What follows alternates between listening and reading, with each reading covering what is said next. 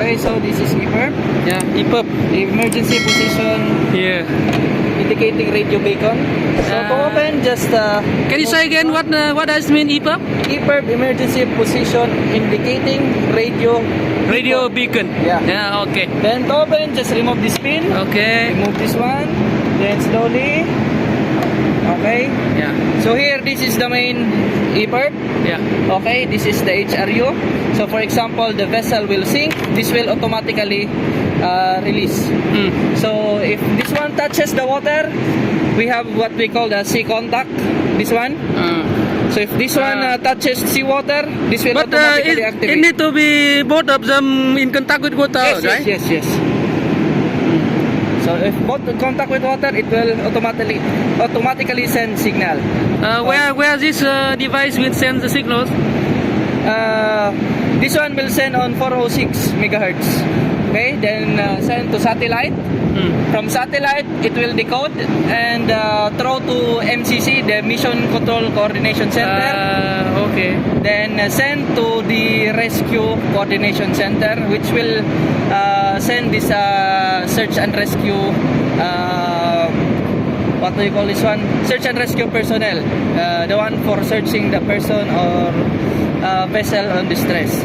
So for manual activation, you just also remove this one. This one, yeah? Yeah. This one, okay. remove.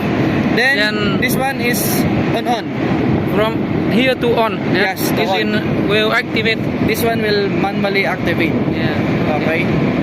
So that's it. Then we have this one is a lanyard. Just for picking up. For example, need to throw. So no problem. We just have this one. But when this one inside the box and this, for example, the ship sunk, this one will activate, yeah? This one will trigger and release this one. This one have a spring on the back.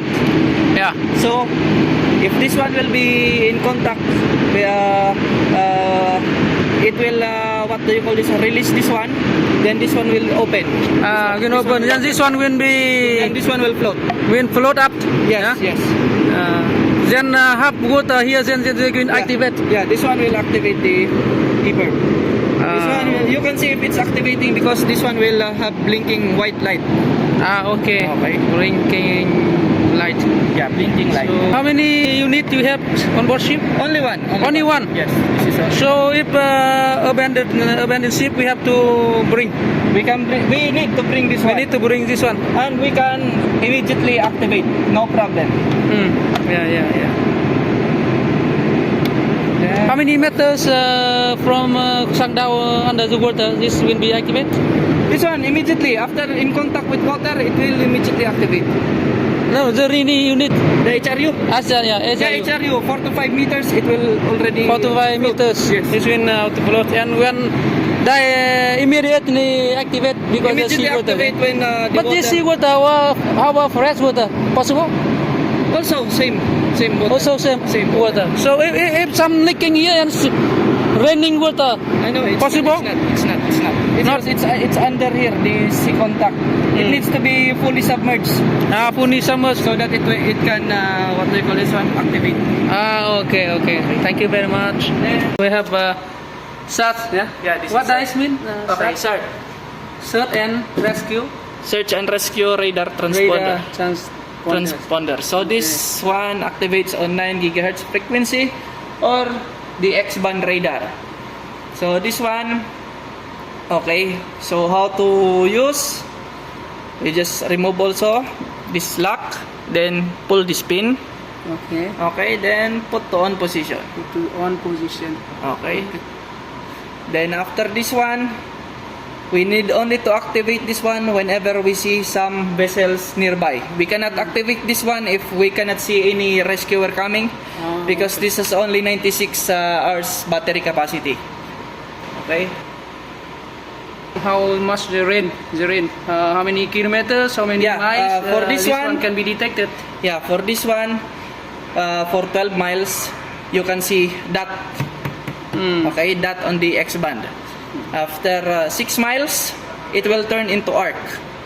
Okay, it means you're getting closer to this target. Whenever it is 2 to 3 miles below, So this arc will become rings, circle. Circle. Yeah. So that's the range of this Within one. 3 miles, Within 3 miles, 2 to 3 miles, it will become circle. they become circles. Okay. So for example, we'll try this one.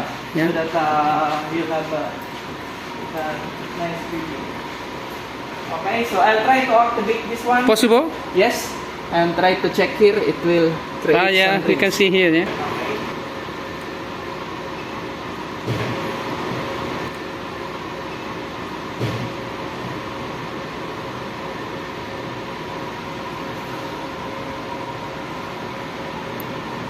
Yeah, coming. Yeah, yeah.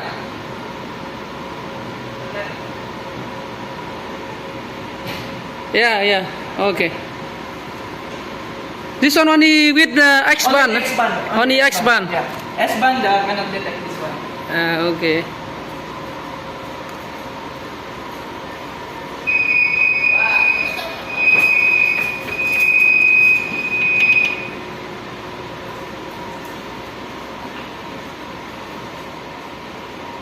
How many pieces one boat ship? Two. Two. Side. Two side. Both side and starboard side. Port and starboard. E-perb only one. People only one. Start is two. Start is always two.